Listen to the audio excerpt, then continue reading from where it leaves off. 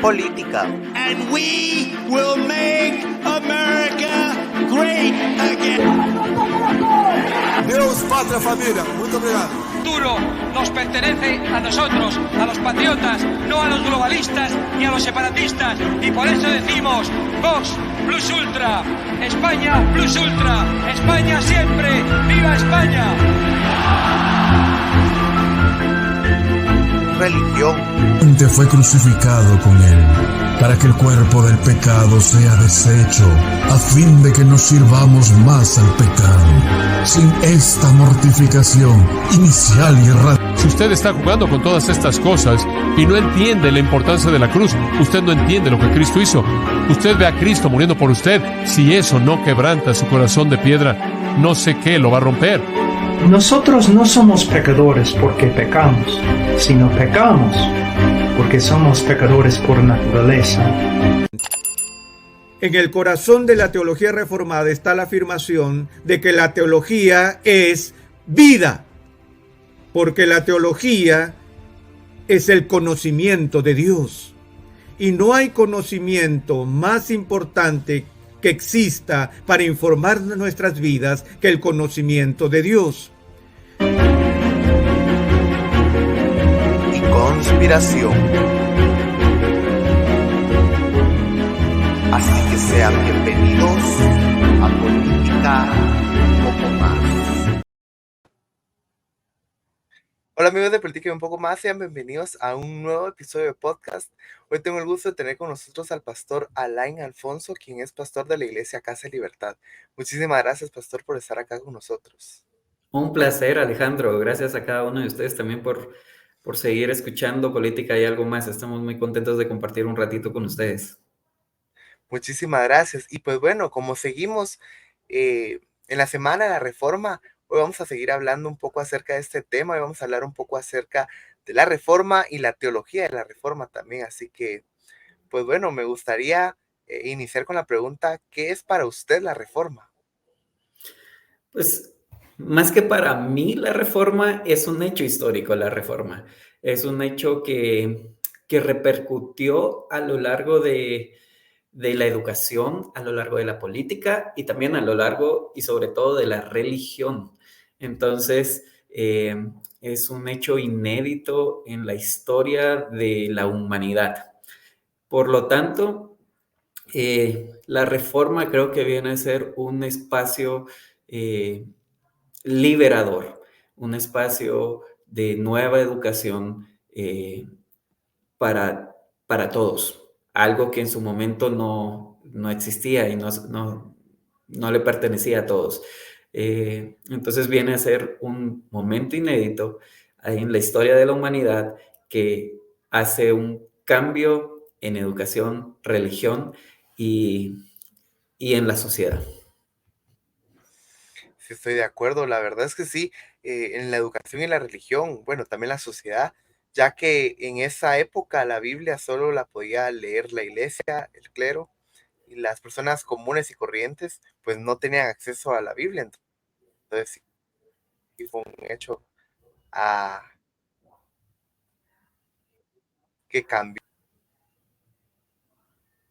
Sí, así es, Alejandro. Justamente, pues esa es la historia de la Reforma. Pues estaba este sacerdote, Martín Lutero, que empezó a encontrar ciertas verdades en la palabra de Dios que no eran compartidas en los cultos, o en este caso en las misas, hacia la población general. Y más bien cierta manipulación que había por medio del clero, por medio de las personas en autoridad de la iglesia en ese momento, acerca del pago de indulgencias, acerca de cómo era la salvación, enfocándose en el hombre, enfocándose en obras para poder alcanzarlas. Entonces, Martín Lutero, al ver la palabra de Dios, al él tener acceso como sacerdote, pudo darse cuenta que habían ciertas cosas que no hacían congruencia. Y muchas veces eso nos pasa en nuestra vida, ¿no es cierto? De repente vamos encontrando ciertas verdades en diferentes temas y decimos, pues esto no tiene congruencia con lo que escucho que se enseña, ya sea en la escuela, en la universidad, en distintas áreas. Pues esto fue lo que pasó con Martín Lutero. Pero en ese momento era sumamente peligroso, porque había un nivel político que tenía una relación muy cercana con la iglesia. Entonces era cierto dominio que ejercían y que para tomar la decisión de voy a quitar cierto velo y voy a quitar la autoridad y la manipulación que se tiene, requería de mucho coraje, requería de coraje y valentía. Aún así es en nuestros días, quizás con otras cosas también, como lo hace bien Alejandro teniendo este podcast. Gracias. Y sí, la verdad es que ahí sí que Martín Lutero casi que peleó contra un, vamos a llamarlo de esta forma, un gobierno dictatorial, porque así era como lo hacía, funcionaba la iglesia en aquellos días. Lo que ellos decían era la verdad y pues cualquier otro era un hereje. Entonces, sí, requirió mucho coraje lo que hizo, pero fue un hombre, al menos eso pienso yo y creo que muchas personas también, fue un hombre que Dios lo usó y lo levantó para poder eh, reformar la iglesia, retraer estas verdades que se habían perdido a través de los años. Correcto. Pues estas verdades fueron plasmadas en 95 tesis que vino Lutero y en un momento, aún valiente, pero aún con prudencia, en el medio de la noche clava en la puerta de la iglesia las 95 tesis que hacen justamente esto, una reforma de la forma en la que se venía haciendo la iglesia.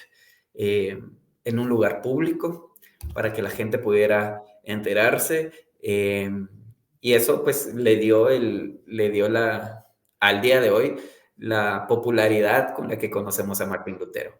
Ahora es famoso en el ámbito de la iglesia,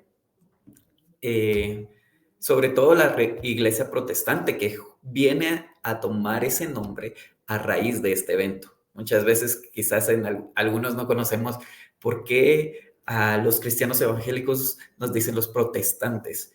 Bueno, la raíz es la reforma, porque protestamos en contra del, como bien dijo Alejandro, el gobierno dictatorial de la iglesia en esos tiempos, con el erudito que lo hizo fue Martín Lutero.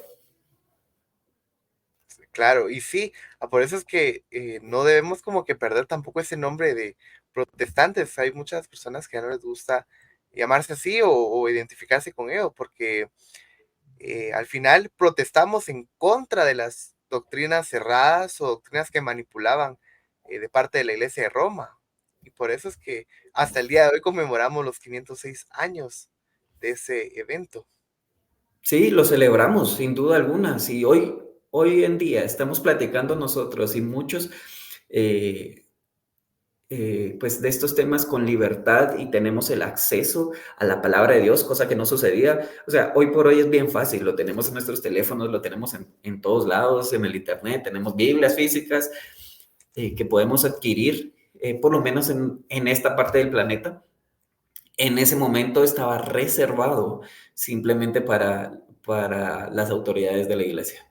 Entonces, esta protesta es justamente hacia eso, es que todos pudiéramos tener acceso y todos pudiéramos poder conocer a Dios de una manera personal y no tener que tener un intermediario como lo era la iglesia de esa época para poder llegar a Dios. Eso es lo que Jesucristo ya vino a hacer. Jesucristo se convirtió en el hombre que se vuelve el intermediario entre Dios y los hombres. En el nombre de Jesucristo nosotros podemos tener acceso.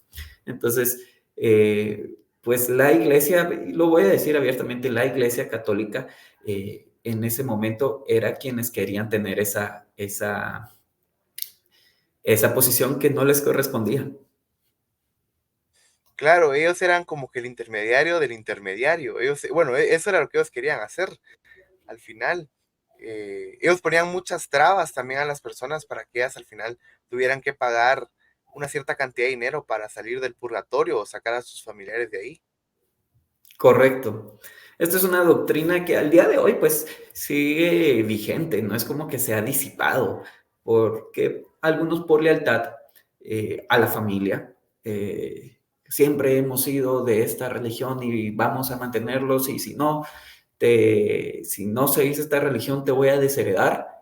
Existe al día de hoy, yo conozco personas no hace mucho, quizás hace un par de semanas me lo estaban comentando en un club de lectura, que él dijo, yo estoy abierto a ir a otras iglesias, pero si yo piso una iglesia evangélica, me desheredan y eso no me conviene. Entonces, hay una manipulación allí, creo que pues ya es pecado más de las personas, no que nosotros no lo seamos, porque nosotros pecamos de una manera totalmente diferente y no hay diferencia de pecado, no hay diferencia de la gravedad de pecado, solo el pecado es diferente. Sin embargo, pues, qué difícil es manejar esto. Y la Iglesia Católica, como bien dices tú, pues bien vende estas indulgencias basado en una doctrina que no es bíblica. La doctrina del purgatorio no aparece en ningún lado de la Biblia. Entonces, enseñan algo que va fuera de la palabra de Dios. Y allí es donde Martín Lutero, en la Reforma, en esas tesis, luego ahora en nosotros, en esta época, o pues ya hace bastante tiempo, lo conocemos como un resumen de las 5 solas de la Reforma. Y las 5 solas, una de las 5 solas es sola escritura. Entonces, lo que se enseña es solo lo que está en la escritura. Esa es la diferencia con la Iglesia Católica. Como bien pusiste el ejemplo de la doctrina del purgatorio, eso no se encuentra en la Biblia, eso es una tradición. Entonces, la Iglesia Católica cree o mantiene como algo doctrinal no solo la Biblia, sino también las tradiciones.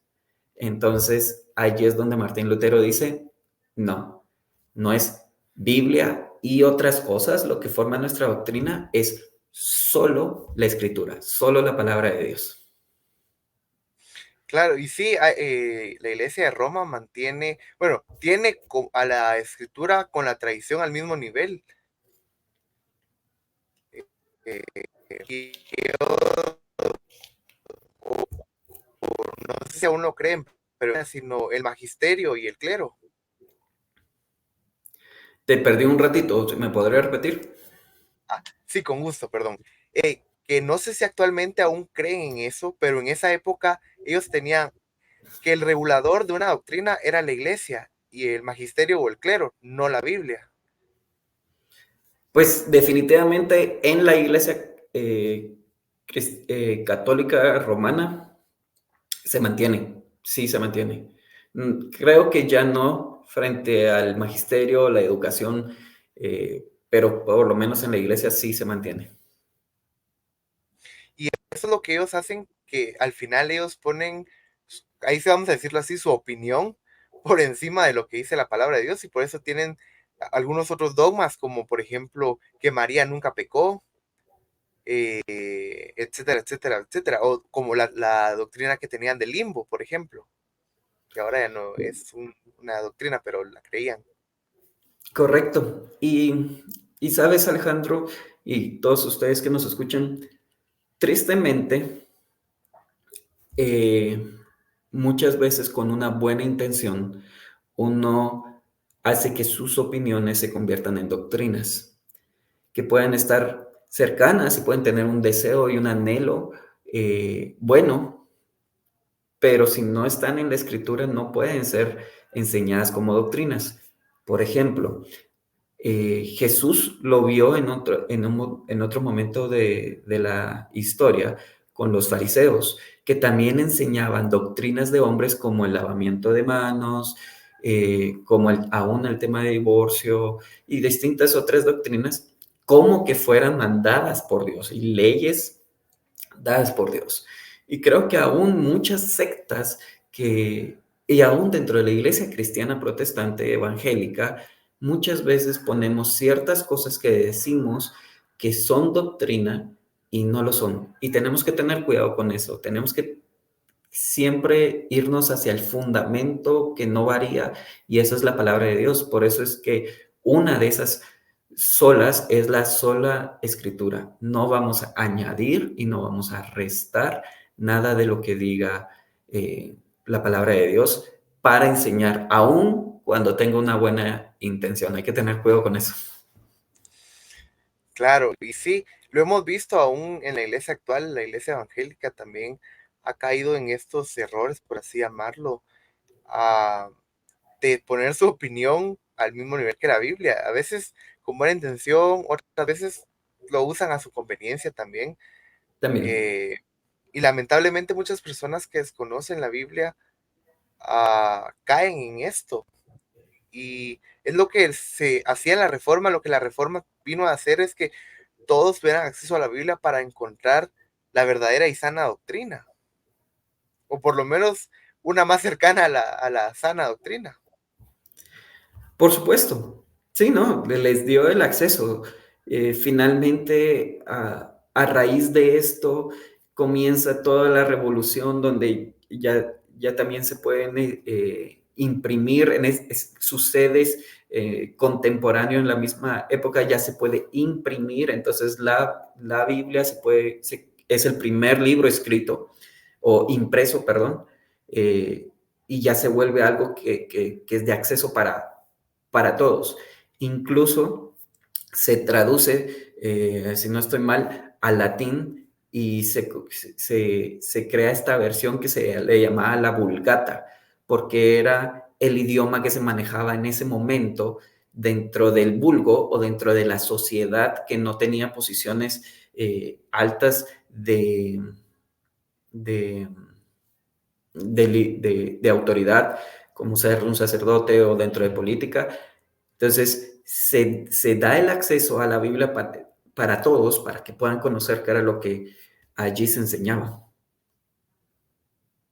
Sí, y sí, de hecho es el libro que el primer libro impreso y el libro más vendido hasta el momento en la historia, porque gracias a esta, porque fue una revolución en todos los aspectos, como decía usted al principio, también estuvo ligada al mismo tiempo con la imprenta, entonces se pudo traducir al alemán, al español, al inglés, aunque muchas personas corrieron peligro y muchos murieron también por esto, ah, por traducir la Biblia, pero gracias a ellos y gracias a Dios principalmente todavía la tenemos el día de hoy.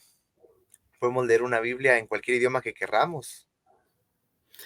Así es. Y por eso es que la reforma también fue revolucionaria en cuanto a educación, porque se limitaba, así como se limitaba el conocimiento de la palabra de Dios para solo cierto estatus en la sociedad, se limitaba la educación también. La gente no podía aprender a leer y las querían mantener en la ignorancia, en el analfabetismo, con tal de seguirlos controlando. Algo no muy lejano a lo que sucede hoy en día, sobre todo con temas de política, ¿no es cierto, Alejandro? Claro, sí, así pasa exactamente. O claramente ahora usan otras tácticas para mantener a la gente dormida, así me gusta llamarlo. Mm. Eh, pero sí, en esa época la gente tampoco tenía acceso a la educación, solo ciertas personas con posiciones privilegiadas, vamos a llamarlo de alguna forma así. Eh, y de hecho, incluso muchos o algunos de los que tuvieron esa posición de poder estudiar, encontraron las verdades bíblicas, como es el caso de Juan Calvino, por ejemplo, que era un gran estudiado, y ahí es cuando empieza a estudiar, a hacer la Biblia y encuentra estas verdades también, las cuales Martín Lutero también creía y luchaba por ellas. Así es. Dios ha permitido que a lo largo de la historia haya hombres que estudian la palabra de Dios y que al ser estudiosos de la palabra de Dios desean que el resto la conozcamos. Y nos han hecho de una manera accesible el que podamos tener nosotros ese conocimiento y adquirirlo. Muchas veces nosotros por vagancia no lo hacemos, pero hay tantos recursos que hombres a lo largo de la historia han dedicado su vida y el estudio de la palabra de Dios para poder compartirlo con nosotros. Hoy por hoy puede ser un podcast, en ese momento eran libros, pero es un celo que Dios pone también. Si quieres, Alejandro, ¿qué te parece si revisamos las 5 solas, que es el resumen de las 95 tesis de Martín Lutero? Me parece excelente. Así la gente también las conoce, porque hay personas que desconocen las 5 solas. Sí, honestamente yo no las conocía por mucho tiempo, como que los había escuchado nombrar, pero esas son bases de la Reforma, son bases de nuestra fe y cosas importantes que debemos saber aún como cristianos. Creo que muchas veces el desconocimiento, la desinformación hace de que creamos otras cosas de nuestra fe que no están correctas. Ya hablamos de sola escritura, que básicamente dice, solo la Biblia, solo la palabra de Dios es aquello que puede dar o tiene autoridad divina. No, y lo que nos enseña, no seguimos tradiciones de hombres, no seguimos otras enseñanzas que no tengan su fundamento en la escritura. Esa es la primera sola. O pues una de las 5 solas. Otra que vamos a ver es solo Cristo. Solo Cristo significa que es solo por medio de Cristo que hay salvación. Jesús dijo en Juan 14:6, yo soy el camino, la verdad y la vida. Nadie viene al Padre si no es por mí. Hablábamos de que no hay otro nombre que haya sido dado a los hombres, sino Jesucristo hombre, por el cual nosotros tenemos acceso a Dios. Entonces, basado en la palabra de Dios, basado en lo que dice, es que el único intermediario entre Dios y los hombres es Jesucristo hombre, no hay otro. Entonces, la segunda sola que estamos revisando el día de hoy sería solo Cristo. ¿Qué piensas tú? Pues estoy de acuerdo, ya que ahí sí que no hay otro camino que no sea Jesús para llegar al Padre, o en este caso para la salvación.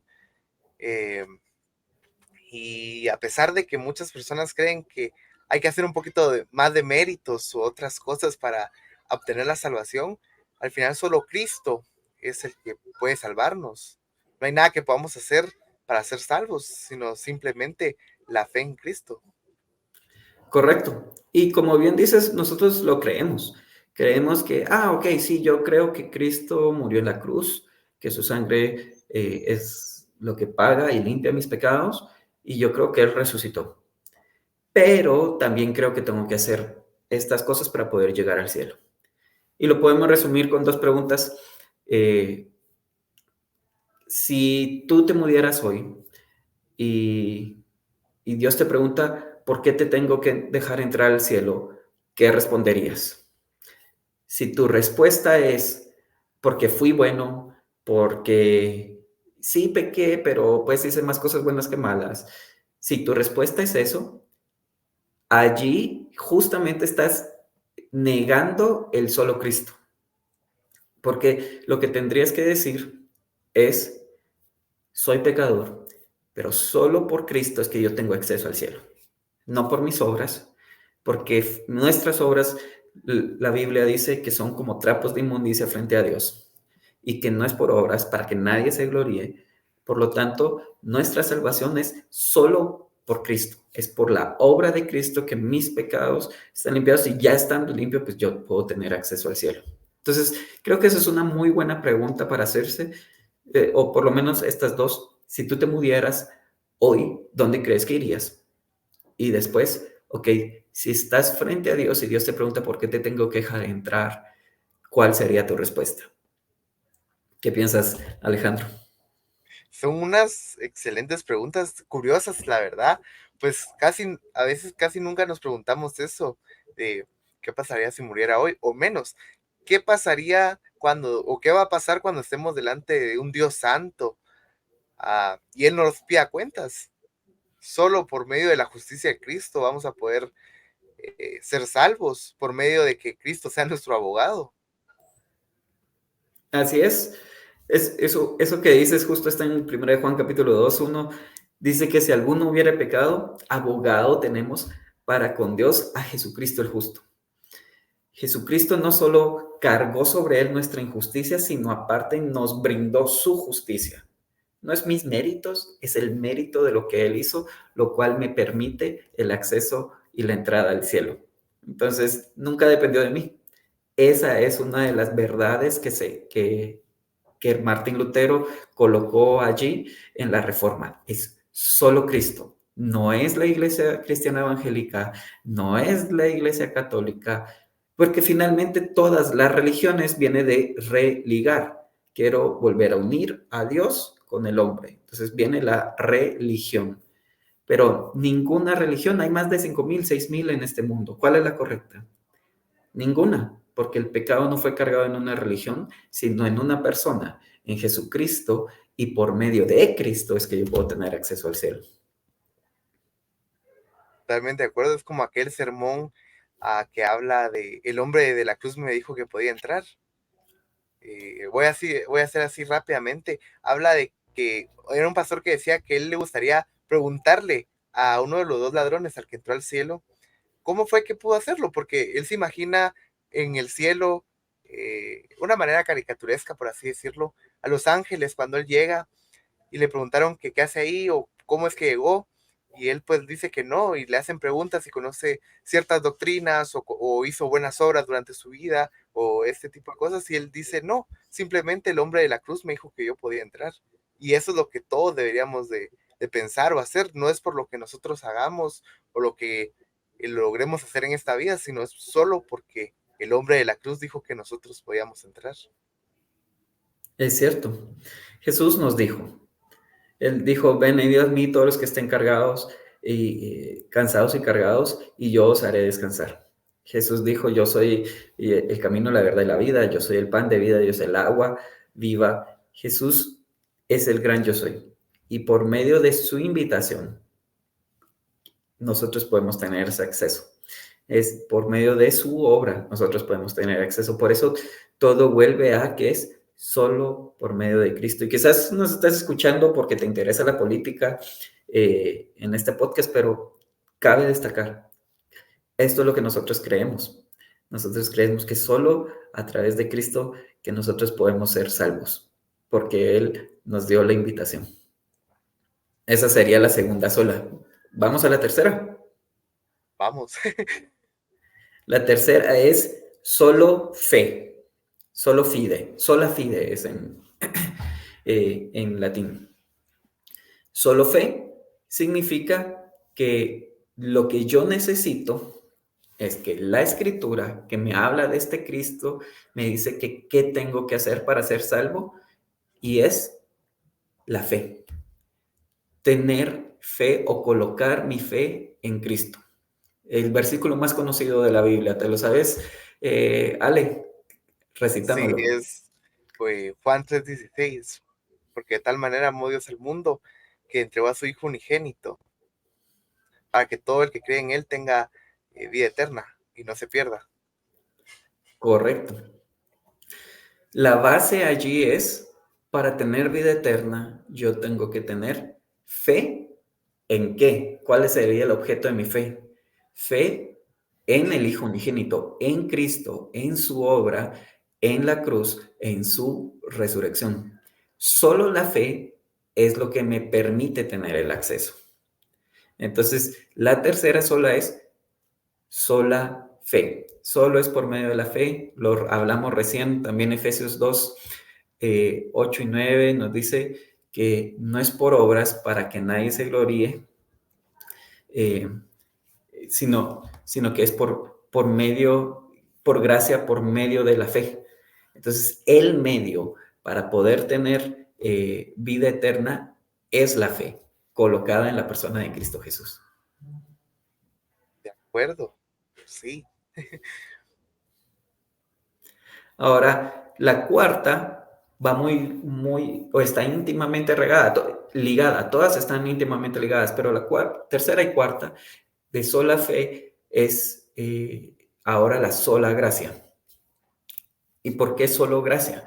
Porque justamente, como decíamos allí en Efesios 2, 8 y 9, nos dice, por gracia sois salvos, por medio de la fe.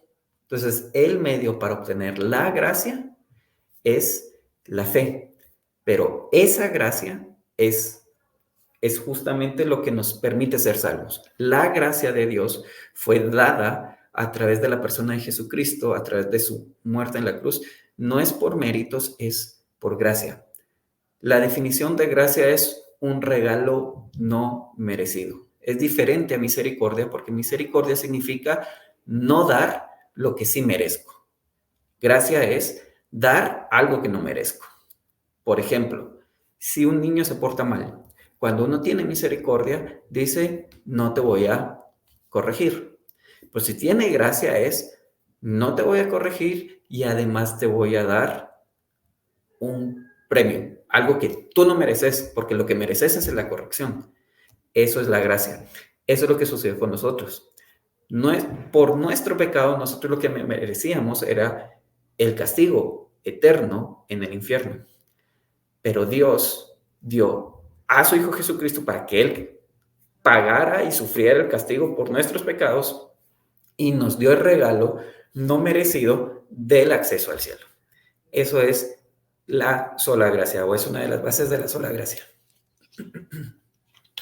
Y es verdad, al final, ninguno de nosotros merece la salvación y Dios no tiene la obligación de salvar a ninguno de nosotros, porque todos merecemos el infierno. Como dice la palabra, que todos somos malos y todos no queremos hacer lo bueno por voluntad propia. Entonces merecemos el infierno, pero aún así Dios ha tenido gracia con nosotros y ha decidido salvarnos y liberarnos de la esclavitud del pecado. Así es justamente. Romanos nos va a decir que no hay justo, ni hay uno, ni aún uno, no hay quien busque a Dios, no hay quien haga lo bueno. Esa es la realidad. Muchas de las cosas que nosotros hacemos es por mero egoísmo, por narcisismo, por egocentrismo.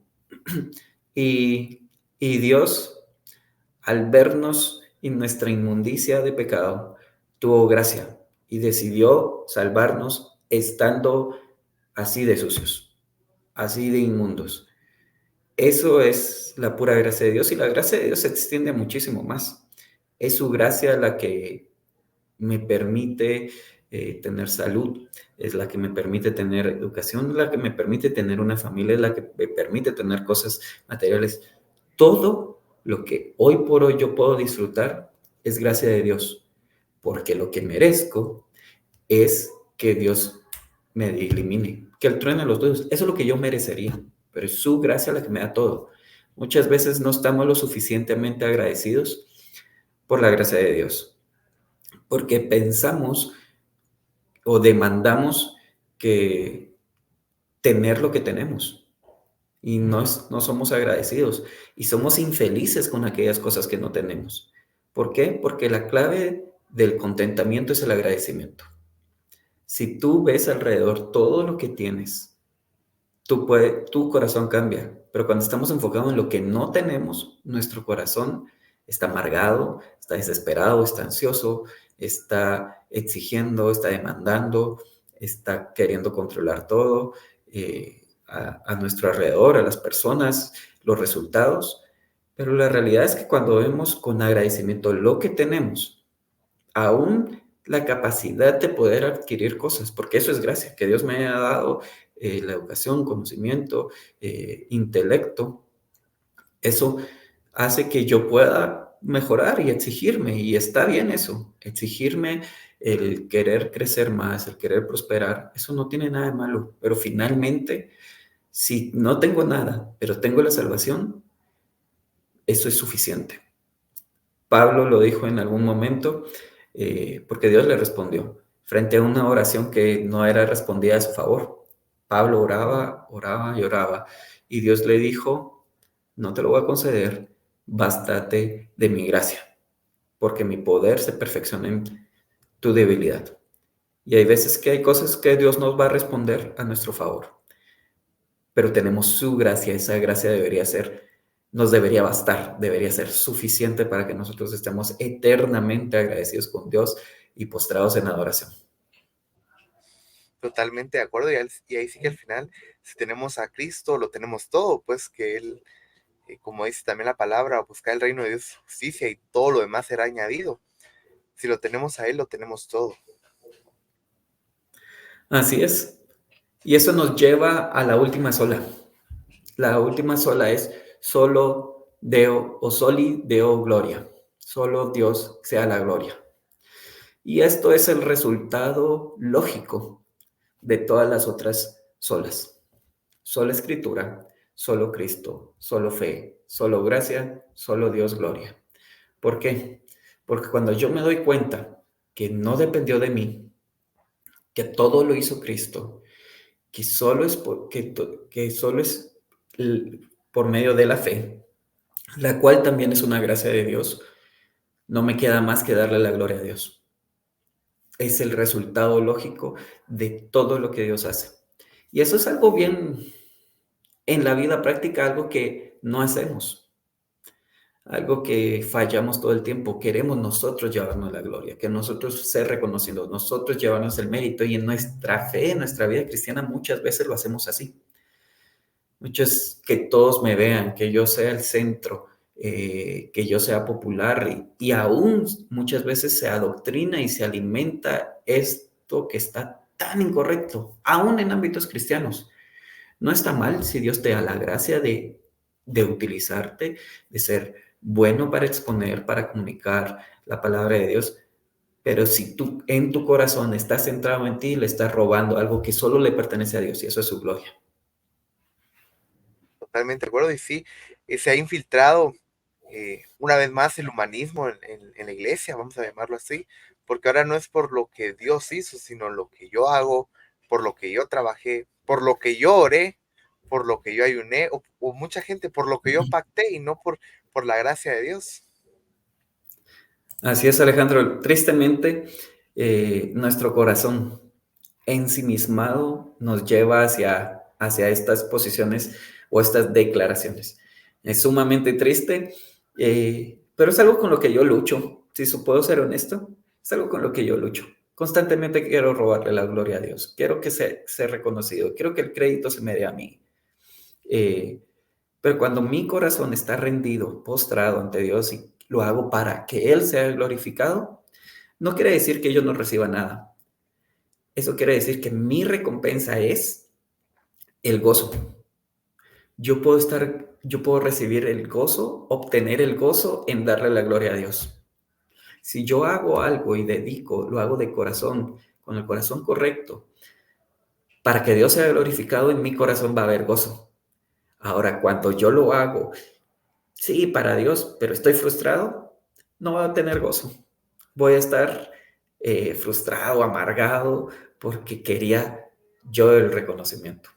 Y ahí es donde estamos tristemente equivocados la mayoría de nosotros. Lo hacemos en nuestras relaciones con nuestros padres, con nuestros esposos, con nuestros hijos, con nuestros seres queridos en el colegio, en la universidad, en el trabajo, en todos lados.